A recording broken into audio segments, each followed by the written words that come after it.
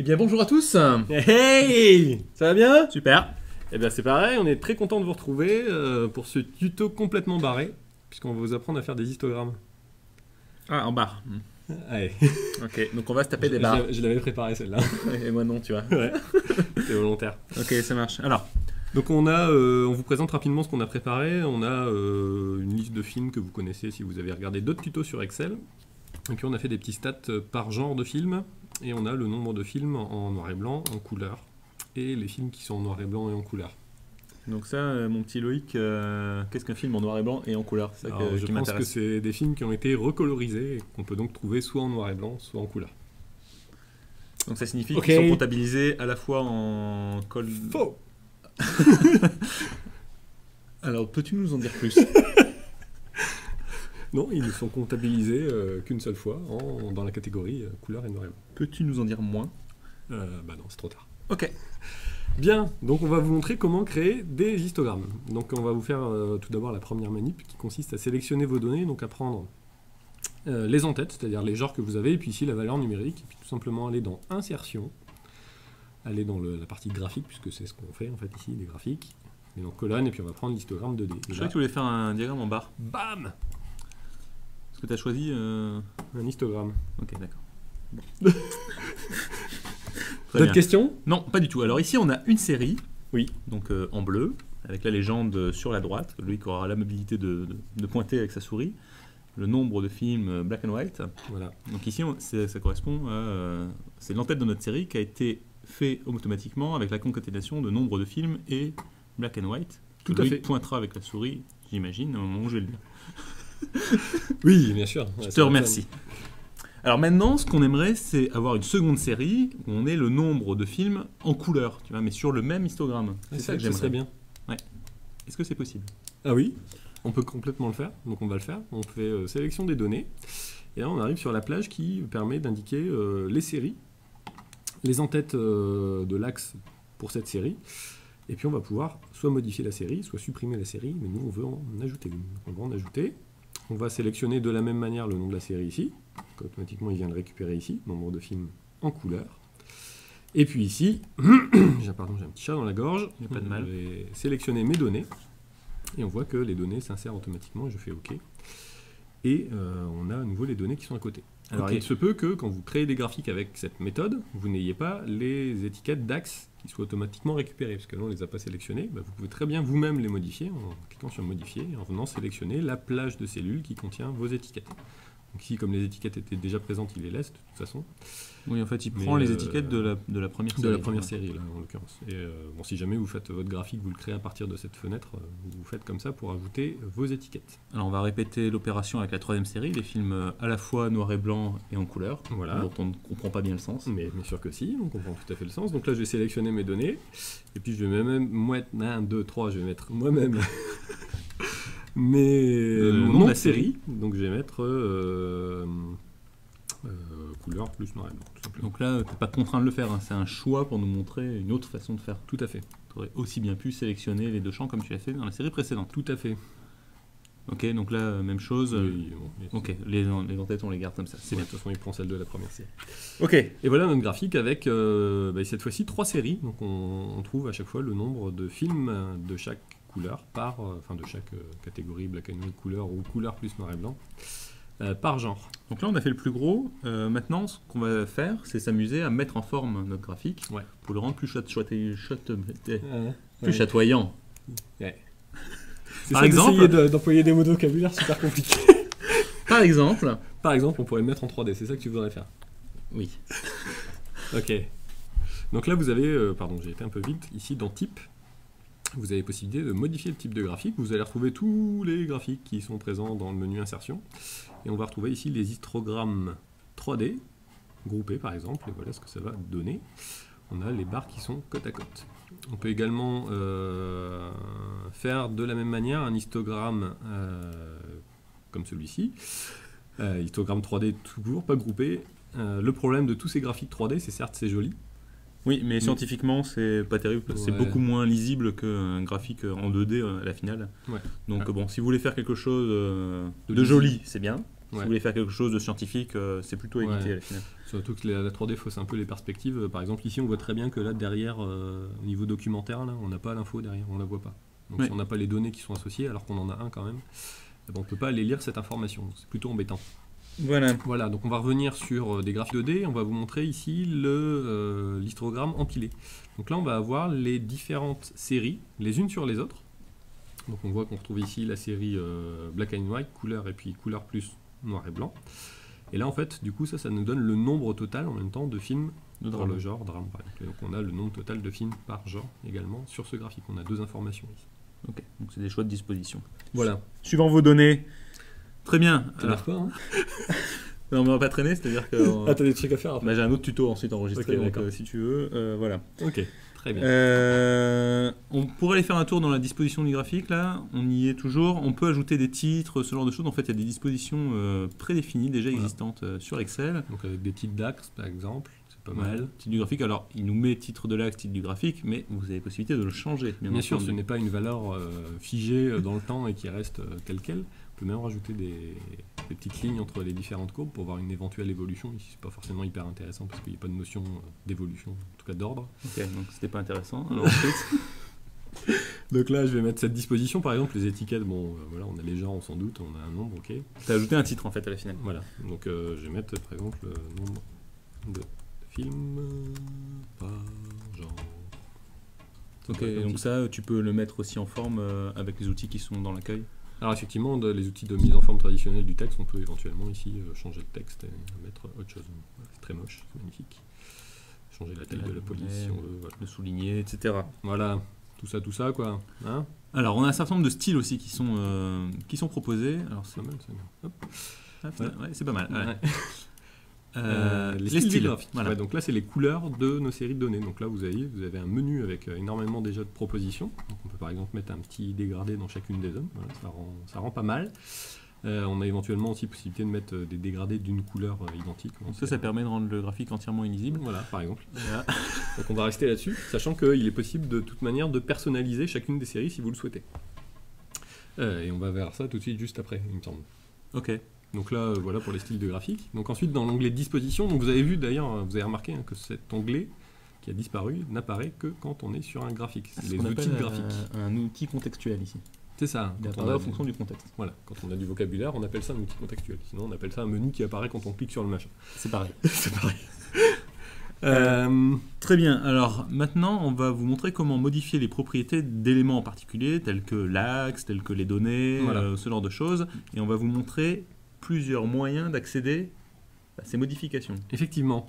Donc la première méthode, c'est de venir ici dans ce petit volet sélection active. Vous avez une liste déroulante avec les différents éléments du graphique. Donc on va retrouver nos séries. La zone de traçage, c'est le fond blanc du graphique qui est là en fait. La zone du graphique, c'est tout le graphique, le titre, le quadrillage, la légende, l'axe, etc., etc. Donc je vais par exemple prendre l'axe vertical des valeurs, celui qui est là. Donc on voit qu'il me le sélectionne. C'est plutôt pas mal. Et ensuite on clique sur mise en forme de la sélection. Et là Ok. on accède à une fenêtre. Alors on va peut-être montrer tous les différents moyens d'accéder à cette fenêtre, et puis ensuite on va montrer ce qu'il y a dans la fenêtre. D'accord, Propose. très bien. Ok. Deuxième option. Deuxième option, vous cliquez sur le graphique, Alors soit un double clic sur l'axe, soit un double clic sur l'axe et vous accédez exactement à la même fenêtre, soit un clic droit sur l'axe. soit un clic droit et modifier mise en forme de l'axe. Et vous accédez à nouveau à la même option. Alors attention, ce clic droit, si je sélectionne une série de données, ça va être mettre en forme une série de données. Mais néanmoins, ça sera exactement le même menu que si on passe par sélection active ou si on fait un double clic. Ok. Et puis la troisième solution, On passe par ici les axes, et donc on était sur l'axe vertical. verticale, et on fait autre option de l'axe. Et on accède à nouveau à la même fenêtre. Voilà, alors une légende urbaine dit qu'il y a 42 façons d'accéder à ce menu, donc nous on vous en montre 4, on vous laisse la possibilité de trouver les autres. Les autres. Voilà. Donc dans cette fenêtre, on peut par exemple modifier les options de l'axe. Donc par exemple les valeurs numériques qui sont là, elles sont de 50 en 50. Donc c'est cette unité principale qui est là. On peut la modifier pour dire que nous on veut de 25 en max 5 par exemple. Et Ok. puis on peut également modifier par exemple la borne maximum. On voit que ça va jusqu'à 400. Or dans notre série de données, le maximum c'est 373. Donc je vais mettre par exemple 375. 13. Parce qu'on va de 25 en 25. Ok. Ça te va? Bah oui. Voilà. Il y a d'autres options. Hein. Ici, on peut changer, on peut rajouter une. Donc là tes modifications ont été prises en compte à partir du moment où tu as cliqué sur autre chose. Oui, hein. c'est ça. Ouais. Alors, si jamais vous avez rien d'autre à cliquer, vous cliquez sur fermer, ça va être pris en compte. Ok. Donc là, on a la possibilité de rajouter un petit tiret à côté pour voir la correspondance des données. Ça, c'est assez rigolo. On a d'autres options ici, comme le format des nombres. On pourrait rajouter un nombre avec virgule. On a possibilité de mettre un remplissage, donc voilà, ça donne quelque chose de très moche. On a possibilité de mettre des traits, changer le style de trait. Enfin bref, il y a plein d'options de mise en forme ici.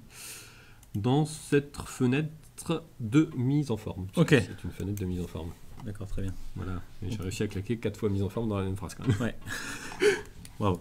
Même chose sur l'axe des abscisses. Oui, effectivement, on peut modifier l'axe des abscisses. Donc, je vais par exemple rajouter justement mes petites graduations. Tac, mes graduations externes. Ça permet de délimiter chaque zone. Peut-être les montrer à la souris. Là. Elles sont là. Ici. Ouais, je peux même les mettre en double sur l'axe. Voilà. Ok. Voilà. C'est encore mieux. Bon, là, forcément, on n'a pas d'échelle puisque ce ne sont pas des valeurs numériques. On peut quand même changer les propriétés. On peut changer la distance entre l'étiquette et l'axe, par exemple. Donc, si je mets 50 et que je clique sur enfermer, hop, c'est légèrement rapproché. Bon, sachant qu'on doit pouvoir les déplacer à la souris aussi. Là, on peut pas les déplacer. Si tu attrapes le truc, là. On peut l'agrandir, on peut tu peux pas le déplacer Non. là, si avec ça, non. C'est collé à l'étiquette. Ok, donc non. Donc non, il y a juste ces propriétés de mise en forme qui sont là. Bah, si tu déplaces, tu vas avoir tout décalé, donc c'est pas génial. Ok. Et puis même chose, on retrouve les mêmes fonds de mise en forme, de traits, de ombre, de 3D, etc. Enfin, alors, ça, on voulait jouer avec. Ok, on va aller faire un tour maintenant sur les propriétés de nos séries, pour changer par exemple la couleur. Donc là, très simplement, on peut, lorsqu'on clique sur une série, on a la superposition des séries, même chose, on a des possibilités de changement de valeur. Là, on peut changer l'épaisseur de notre série. On a la possibilité de modifier la superposition, donc ça va se décaler, forcément. On peut la remettre à fond. On peut tracer la série avec un axe principal ou un axe secondaire. Donc là, on a un deuxième axe qui apparaît. J'avais cliqué sur la série nombre de films. Donc ça, c'est important quand vous avez des graphiques avec deux séries et des valeurs différentes. On vous fera voir ça dans un autre tuto. Ouais, en fait, là, les données s'y prêtent pas. Là, les données s'y prêtent pas du tout. On peut changer le remplissage. Donc ça, c'est intéressant. Si les couleurs vous plaisent pas, vous changez ici. Par remplissage uni, vous mettez du noir. Ce qui est important, c'est qu'on voit qu'effectivement ça change dans le graphique, mais ça change également au niveau de la légende. C'est quand même ça qui est important, il y a une correspondance entre les deux.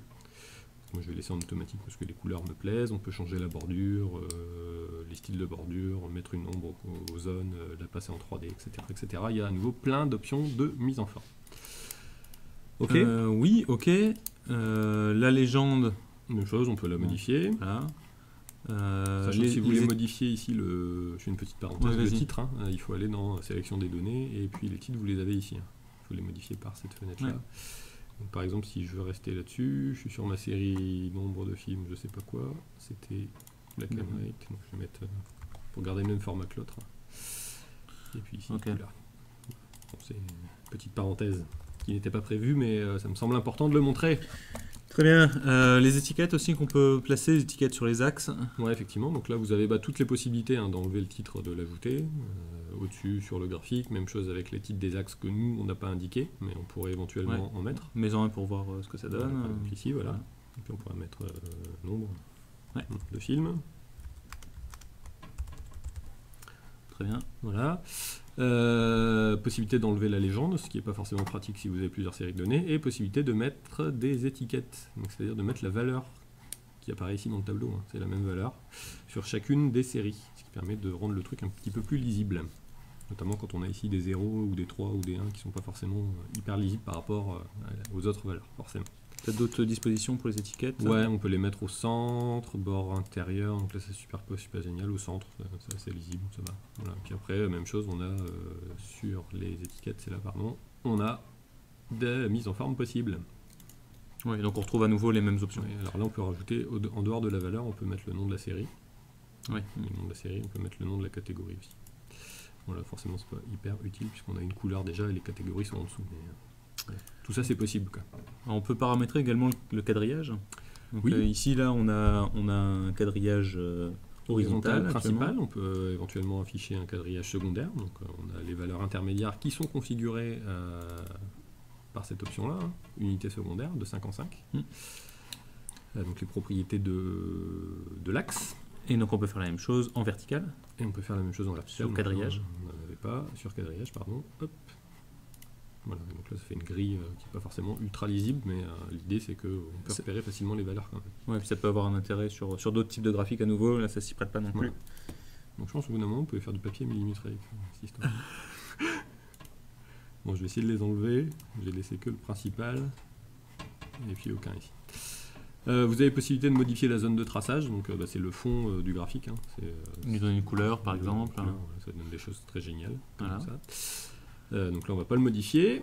On peut modifier également la paroi et le plancher dans le cas où on a un graphique en 3D. Ouais, effectivement, donc là on n'a pas l'option, mais si on passe en 3D, on aura cette possibilité, ainsi que la rotation du graphique. Hein. On a vu tout à l'heure, il était légèrement tourné, on peut modifier sa rotation. Pour éventuellement aller voir des valeurs qui sont derrière, mais on ne vous conseille pas de faire de la 3D sur des graphiques. Les outils d'analyse, on va les sauter, puisqu'on y reviendra plus précisément dessus lorsqu'on fera les outils d'analyse graphique. On peut donner un nom à votre graphique ici, qui peut resservir éventuellement dans des macros ou ce genre de choses. Tiens, mon titre a sauté, parce que je l'ai fait disparaître tout à l'heure, sans doute. C'était quoi j'avais mis? C'était ça. On redéfinit par genre. Ok. Voilà, et puis dans mise en forme, vous allez également retrouver d'autres outils de mise en forme. Donc on va retrouver toujours l'outil sélection active qui permet d'accéder à la fenêtre de paramétrage de la mise en forme de chaque zone. Et puis enfin, vous avez, si vous sélectionnez un outil, possibilité directement de les mettre en forme avec des mises en forme prédéfinies, par exemple ça, de mettre des contours, etc., de faire du word art, de changer la rotation, etc., d'aligner les éléments s'il y en a plusieurs. Enfin bref, vous pouvez vous faire plaisir. Notamment si vous rajoutez, vous pouvez également rajouter sur un graphique qu'on n'a pas fait voir, mais c'est insérer des formes, des étiquettes ou des images. On peut mettre une flèche pour souligner un élément, voilà. ce genre de choses.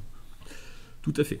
Dernière chose, oui. On a la possibilité de sortir le graphique de la fenêtre pour le mettre dans un nouvel onglet. Effectivement, donc là vous voyez qu'il est sur la même feuille stat que notre tableau, ça nous a permis de comparer un peu nos valeurs et notre tableau quand on a fait le graphique, mais vous avez tout à fait possibilité, que ça soit au niveau de la création ou plus tard, de déplacer le graphique, soit dans un objet qui existe déjà, donc dans les feuilles qui existent déjà, soit de créer une nouvelle feuille avec uniquement le graphique. C'est ce que tu viens de faire ici. Et donc le graphique apparaît tout seul dans une feuille comme un grand. Voilà. Voilà pour ce tuto sur les histogrammes. C'est parfait pour moi. C'est parfait pour toi, ça l'est également pour moi. On revient très bientôt avec plein d'autres tutos sur les graphiques Excel. Oui. Oui. Oui. Oui.